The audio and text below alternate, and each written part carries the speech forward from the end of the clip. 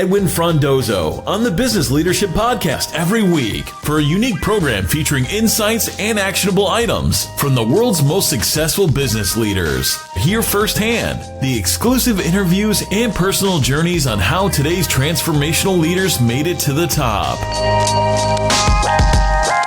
Hey everybody, it's Edwin, and thank you for joining me for another episode of the Business Leadership Podcast. On this episode, I was able to catch up with Chris Zacharias, the founder and CEO of Imgix, at the FITC conference here in Toronto. At Imgix, he's focusing on building the graphics card of the internet with his real-time image processing service that enables businesses of all sizes to deliver rich visual content with high performance and easy setup. I was super excited to sit down with Chris to learn about his experience working at YouTube. You see, he was responsible for creating YouTube's HTML5 video player, the first version of what today's player is. I enjoyed hearing about his current leadership style, what he learned from being a developer who was basically tentative of being an entrepreneur, but he jumped into Y Combinator, and with his lack of business skills and understanding, he is now fully embracing the challenge of growing and leading his organization. Before we get started, a quick thank you to my media sponsors, IT World Canada, for the support of the podcast. Enjoy the show. Welcome to the show, Chris. Thanks for having me. I'm really excited to be here. Chris, thank you so much for joining me on the Business Leadership Podcast. I'm really grateful for your time today. But before we get started, Chris, for the benefit of the listeners who may not know you, can you please tell us a little bit about yourself and maybe what you like to do? Sure. I grew up not far from Toronto, actually. I grew up outside of, in Rochester, New York, across the lake, where I, at a young age, developed a passion for computer graphics.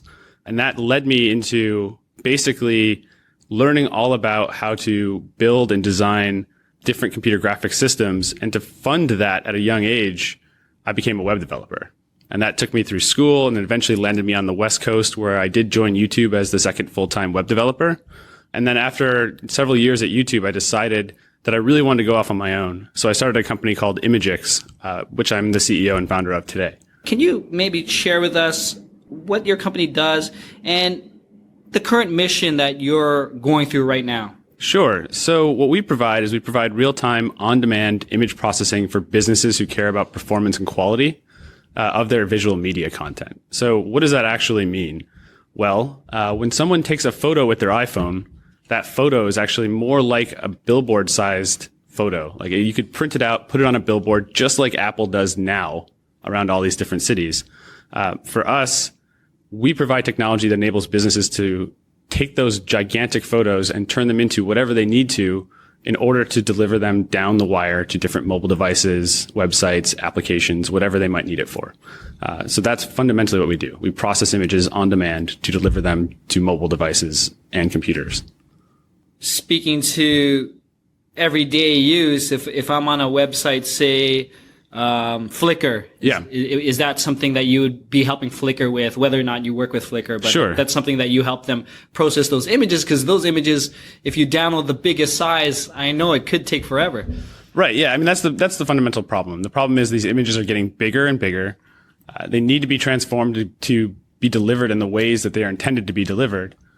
We don't work with Flickr per se, but companies like Flickr are definitely companies we work with. And the reason we work with them, and in particular companies that don't necessarily have the engineering resources that a Flickr has, is because this problem really matters now. Like performance, quality, these things really matter because all of these devices are getting closer and closer to our eyes, and we are getting more and more fickle as we go. So if you're an e-commerce website, you have to have your e-commerce site on your phone and be able to deliver that visual experience as fast as possible. Otherwise, your customers just leave you and go to your competitor, right? So for us, it's important for us to be able to help those customers deliver those images as fast as possible in the different shapes and sizes and variations that they need as quickly as possible. And you can no longer predict what that's going to mean or be like for the end user. So we have to be able to do that kind of work for our customers on demand. So I want to take you, which is really interesting to me, I want to take you back to your time at YouTube. You were the lead front engineer working on the YouTube HTML5 player. And for those who don't know, that was probably the early version, if not the same framework that we're using today.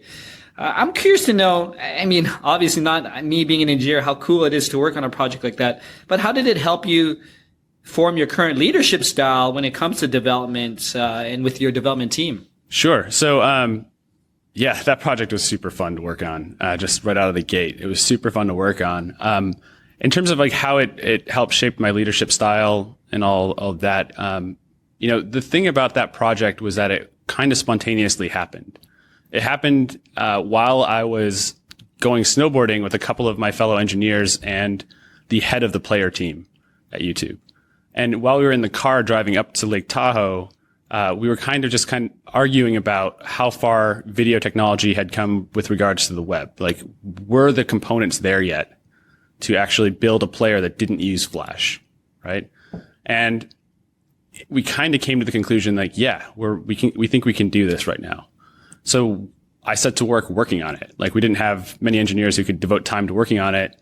So myself and a back-end engineer, Kevin Carl, jumped on the project and tried to build a prototype. And it worked. And it was super exciting. And YouTube gave us this tremendous latitude to be able to do whatever we needed to do to get that done, just to see if it would work. And that is something that I've tried to impart into our company. We want to be able to take an idea like that, and when it feels like it might be the right time, or maybe just before the right time, start looking at it and start actually trying it. Like, let's see if this could work. And now it's the primary way that people view YouTube. So it was a pretty exciting project. And correct me if I'm wrong, was this a side project to build the prototype along with your current role there? Yeah, I mean, so we at Google, you have what they call, I don't know if they still have it, but we had 20% time where you could invest your time like one day a week effectively into what you thought would be interesting or compelling for the company. And so that became my 20% project. I mean, we did not hash out the details in the code. We weren't able to program it up that quickly. But what we were able to do is sort of acknowledge that the technology was there, or about to be there. And we went back to our desks after that weekend, sore from snowboarding. And we, started putting the pedal to the metal on that, trying to figure out, okay, like, where is the spec right now?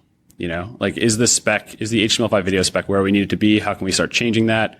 It was just like the most interesting project to work on. And at YouTube, especially in my role at the time, we'd had a number of projects that had benefited the website pretty significantly. So cutting page weight, working on, the header areas, things like that, really cutting down, deprecating support for IE6, which is something we did kind of, very quickly.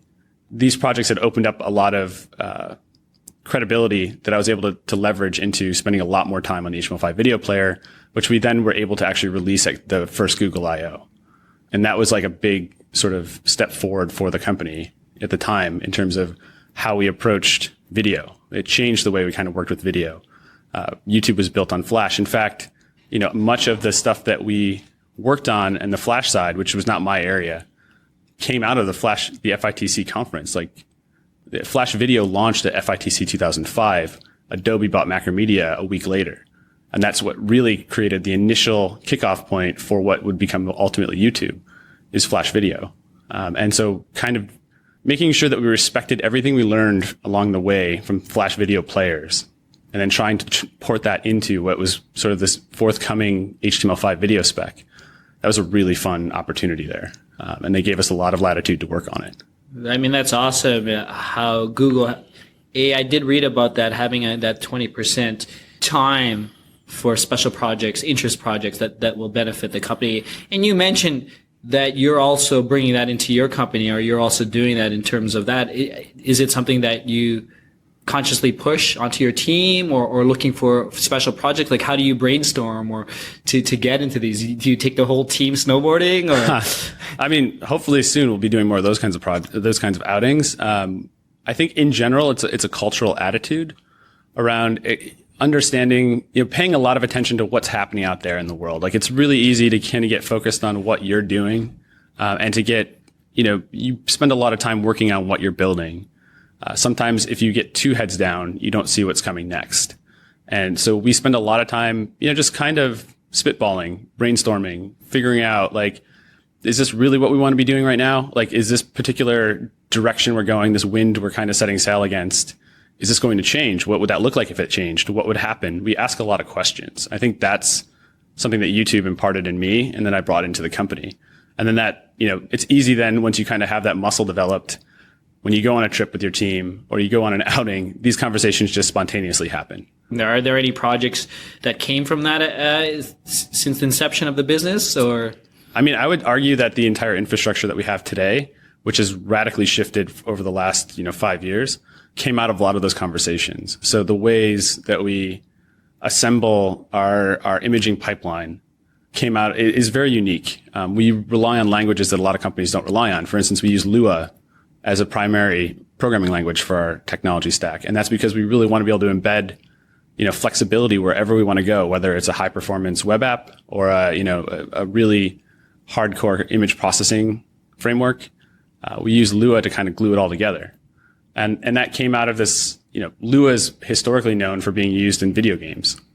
And so, talking to my co-founder, talking to our lead engineers, they're like, hey, we really like this language. It's really easy to embed. Can we try it out? Can we put this into stuff? Like, yeah, let's try it. I mean, we're a computer graphics company ultimately. So, borrowing and, reaching in and pulling out DNA from other industries is something that we want to continue to do. And that was a great opportunity to do something like that. Yeah. I mean, you're pulling the best in practices that may not traditionally be for the web per se. Exactly. But ultimately it sounds like you had a business problem and you're not going to be tied down to the technology stacks that traditional web companies are going to do. Well, the big thing that we are focused on is we want to build the graphics card of the internet.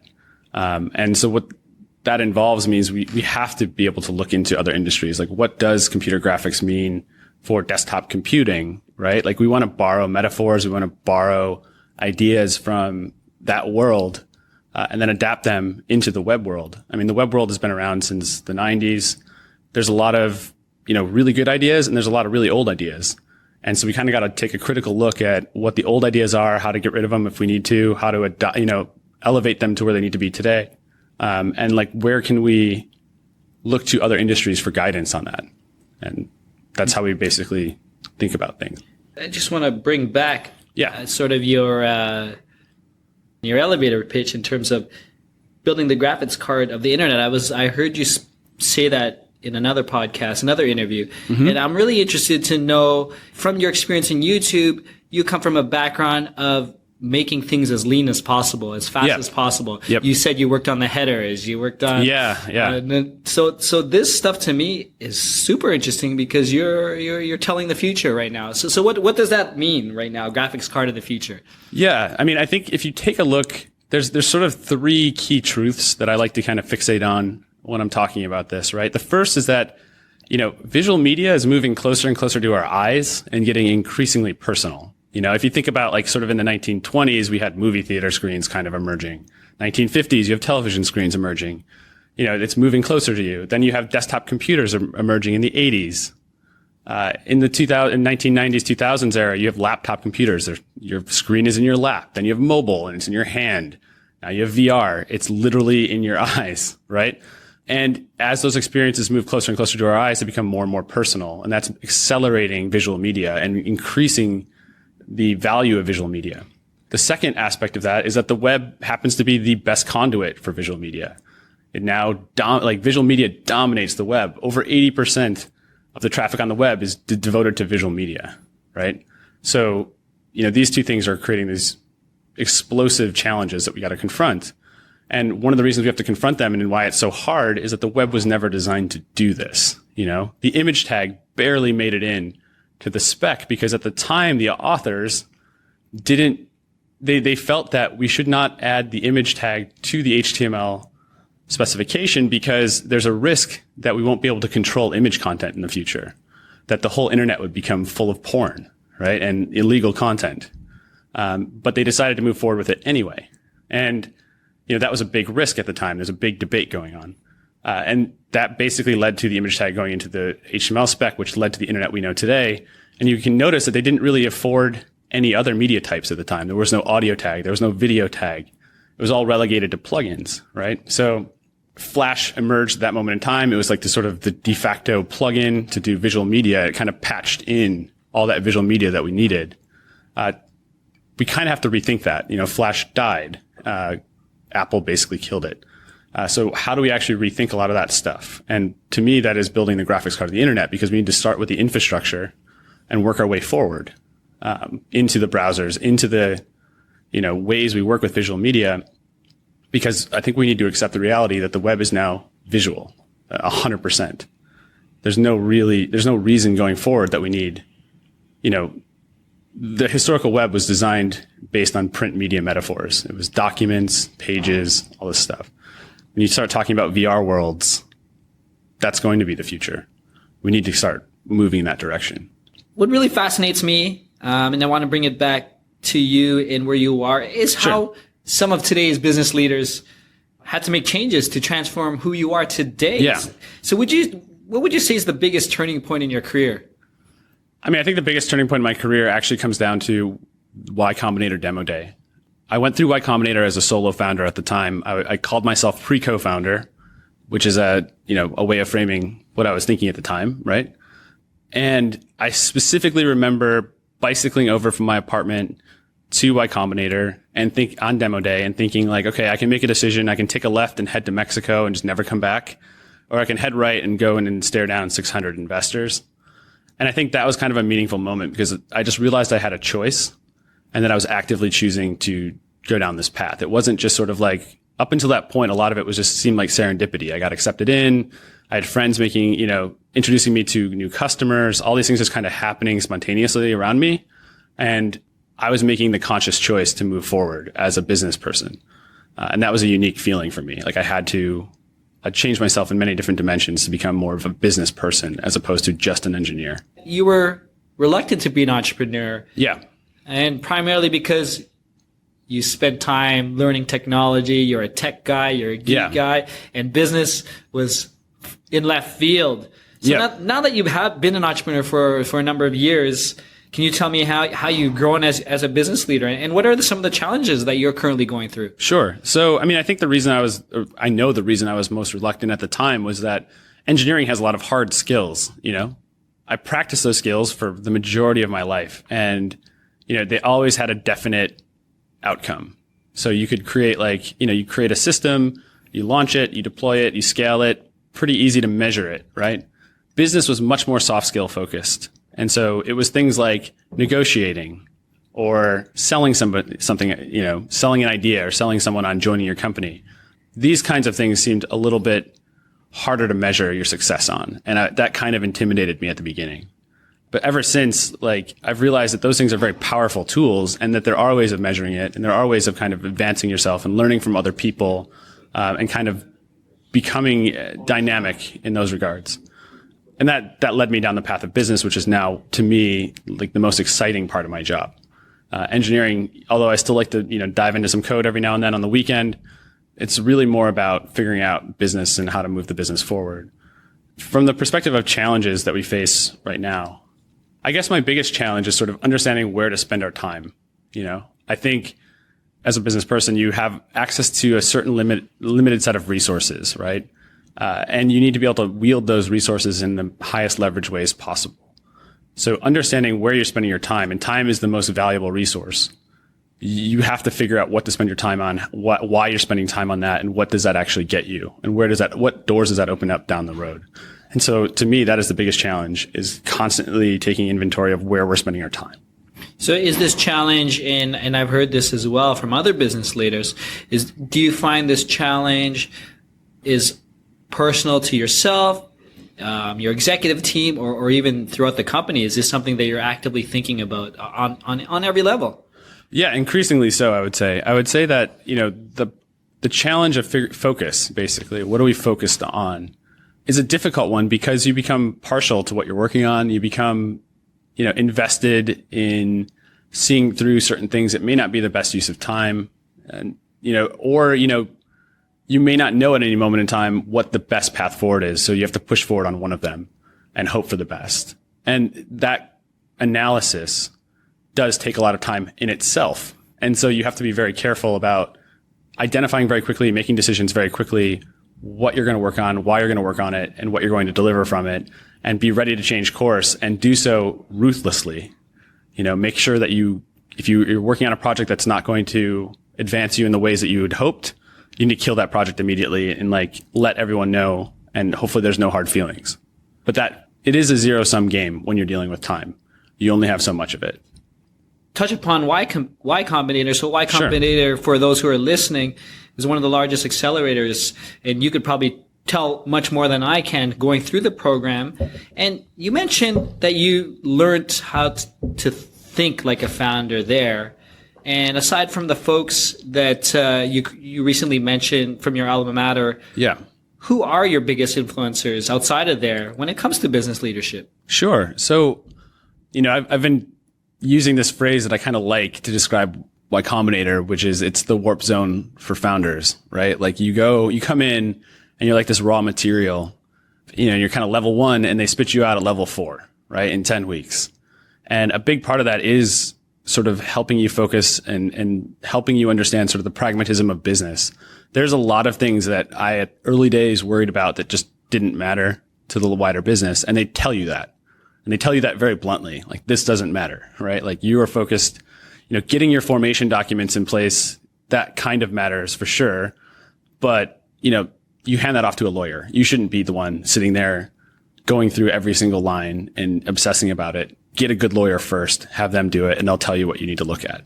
That kind of stuff, right? As an engineer, I thought I could do most things myself, because whenever you're doing programming, you just dive in, you learn, you work on it, and then you deliver some kind of outcome, right? But there are far better people in business to do. You should be delegating as a founder, especially early days. And so they really hammer that kind of thinking into your brain. Again, focused on time. You have 10 weeks to go from, in my case, nothing to something, and then present to all these investors and try to convince them that you're going to change the world, right? That's a lot. You don't have a lot of time, and you can only work so many days or so many hours in a day, no matter what people think. Even if you worked 24 hours a day for those 10 weeks, there's an insurmountable amount of work to do beyond that. And so figuring out how to focus, figuring out how to deliver, and then figuring out how to delegate were all big things that Y Combinator taught me. There's a second part to that question. Second part was who are your biggest influencers? I know you mentioned some of the folks that part of your alma mater. Yeah.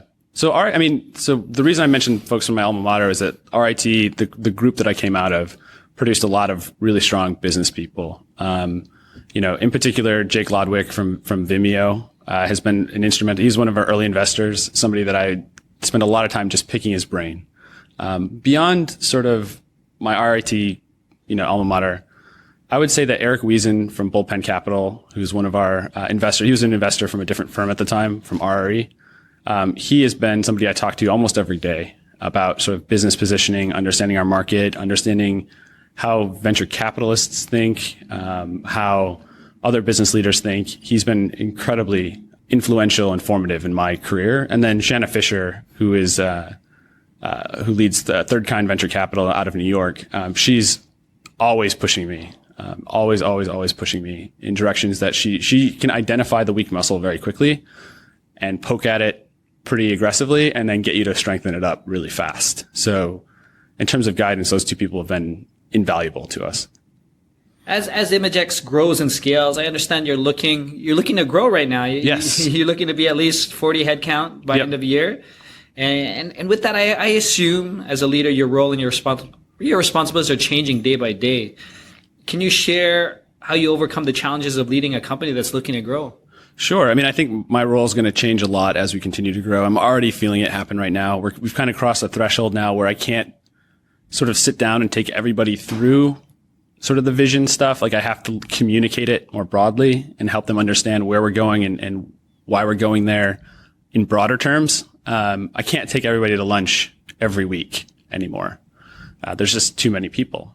And so that is changing how I focus on the company. My job now is primarily around vision and selling the wider vision to not only investors and customers, but also internally, helping people understand why they work at Imgix, what they're going to get out of working at Imgix, why we make decisions the way we make them. All these kinds of things, have to happen at a broader level. And to me, that's very exciting. I find a lot of enjoyment in doing that. But yeah, as we continue to grow, this will continue to change. And I can see now what it will probably look like when we get to be 100, 500, whatever number of people. And it's a pretty exciting trajectory to be on. It does mean I get further and further away from the minute details of the underlying service. And so trying to make sure that I communicate how things that are happening at the lower levels should behave sort of from a high level is something I pay a lot of attention to. As you grow further and further from the minute details you mentioned, and being in engineering in the back, do you want to sometimes sit beside your programmers still? The programmers, not so much. I think there's definitely a muscle there that I do enjoy exercising, so to speak. Like I like building systems. I miss the ability to just have like being able to say something's done. Like I said earlier, soft skills, things are never really done. You're always kind of selling. You're always kind of advancing a cause. The hard skills of like launching a service, it's just done at some point. You go home and you go to bed and you don't think you think about it voluntarily, but you don't have to think about it. I think the people that I tend to want to sit down more with right now that I have to kind of let figure things out themselves tends to be more on the sales side. And the reason for that is that I've discovered that sales in many ways can also be engineered or operated, right? And it's a different set of concerns for sure, but you can generate reports on like how effective and all this stuff is. And to me, like backing away from that, has been a little bit harder because I want to pay attention to that very closely. But, again, focusing your time effectively is critical. So finding the right person, the right people to come in and do that kind of work for you, and then letting them kind of manage it is the way forward. But it is tempting to kind of dive into the numbers and just be like, hey, what happened here? What happened there? It's very cool. And thank you for sharing that. I could really, going through your career, I could see how you've grown from being that lead developer at YouTube, and now you're seeing the overall business as different silos or different roles. And it sounds like you jumped in a lot of roles to really understand it, but not to be overly bearing on the people you work with, because you want to understand, you're curious. Right. Yeah. The best possible situation for me, and the way that I've thought about it in terms of being CEO, is that I should be the first person to jump on a new job, right? And I should become the worst person at that job pretty quickly, because I should find somebody better to do it for me. But along the way, I should learn enough about that job to be able to provide my basic guidance or advice on what that job should entail and what it should look like. And at the same time, I also learn sort of what I should expect out of the person doing that job. So that's just a pattern that I hope continues to scale as we get bigger. But there was a point in time we had no, head of sales. And so like I was the head of sales by, de facto standards. So it became my job to become that person, and I had no sales experience. So diving on that and realizing very quickly that this is where we need help enabled me to go find people to bring in to do that job. So, that's just the pattern that I have to keep replicating until it changes and becomes something else. Real fun question, Chris. If I were to ask any of your team, what's the best leadership quality that you possess, what do you think they would say? I guess besides the terrible puns in our Slack channels, which they happen to love, I know. I would definitely say that my ability to listen. I think I listen to as many people as I possibly can listen to, and I'm always open to hearing people's thoughts and ideas. That was something that followed me from YouTube. It's staggering to me how little friction there was in terms of being able to talk about what's interesting or what bring up ideas to higher level management at Google. It's to this day, it's still staggering. I don't understand how they were able to get to 40 to 50,000 people, wherever they are. And these ideas can still bubble up all the way to the top. And then that can translate into action in that company. And so for me, that is something that I very much value. Like I have limited time, but there are plenty of opportunities for people to just kind of wander up and say like, hey, I've got, this idea. What do you think about it? And I always want to have that to some, in a strong capacity. I want people to feel comfortable exposing ideas to the company and bringing up ideas to me, and figuring out courses of action beyond that. If we could have that, that would make me happy. So before we end, Chris, it's been great. I'm sure we could talk all day. And if I took off my interview hat and really just be the developer I was before, we could go on for days. I'm so curious about what you do. So this is fun. Yeah. Yeah. Well, I'd love to get some of your final thoughts, maybe observations or any actionable items, recommendations that you can share to any future technology leaders who are looking to grow their career. Sure. I think if you are in this industry and you're in technology and you want to be a leader or you want to focus on business or, focus on the technology even, I think it's really important to pick big ideas. I think you're going to be doing this anyway. So go for the biggest ideas you can find and make sure you can pin them down to reality, right? Like we find all the time companies that just shoot for the moon and just miss, right? But you're going to do this anyway. And in many ways, if you're successful, it will be all consuming. And what they don't tell you is that it's all consuming because you choose it to be all consuming. It's not all consuming because it's forced on you. You become inspired. You become invigorated by the work you're doing. So pick things that you'll be more successful if you go after bigger ideas. And even if they seem unattainable, Paul Graham from Y Combinator always says, look for the ideas that are sort of like vaguely off in that direction. Just off in the distance. You can't really see what they are. You don't really know what they are, but you feel like there's something out there in that direction. So go in that direction. And those are the ideas that I think are the ones that are most likely to lead to a strong career, a strong business, because they're kind of on the fringe. And that's where the big ideas tend to be. So. No, I mean, I love that. I love the vision and the imagery that it's there. It's just over the horizon. So for everyone listening, just definitely look for where you can't see anything is what Chris is saying. But to close, Chris, had a great time. Please tell us where we can find more information about you, Imgix, and anything else you'd like to share. Sure. So, you can find us at imgix.com. It's imgix.com. And you can email me at Z as in zebra, at imgix.com. And I'm happy to answer any questions people might have. Thanks again, Chris, for joining the show. I will put all the links on our site. Thanks a lot, Edwin. Appreciate it. Thank you for listening to the episode. I hope you enjoyed it as much as I did. It was pretty cool, right? I really loved hearing how spontaneous trips fuel ideas that eventually get implemented and change how the world views videos. I'm really excited to see Chris grow as a leader and how his company builds the next generation video card. If you're interested in learning more about Chris, I've posted all the links he mentioned on the episode page located at thebusinessleadership.com/012. I would love to hear from you as well, so feel free to reach out directly via email to edwin@thebusinessleadership.com. And lastly, we are currently surveying our listeners to learn more about you. So please, take a few minutes and visit our website and click the survey link found on the homepage. Thank you again, and until next time, Edwin signing off. Thank you for listening to the Business Leadership Podcast at thebusinessleadership.com.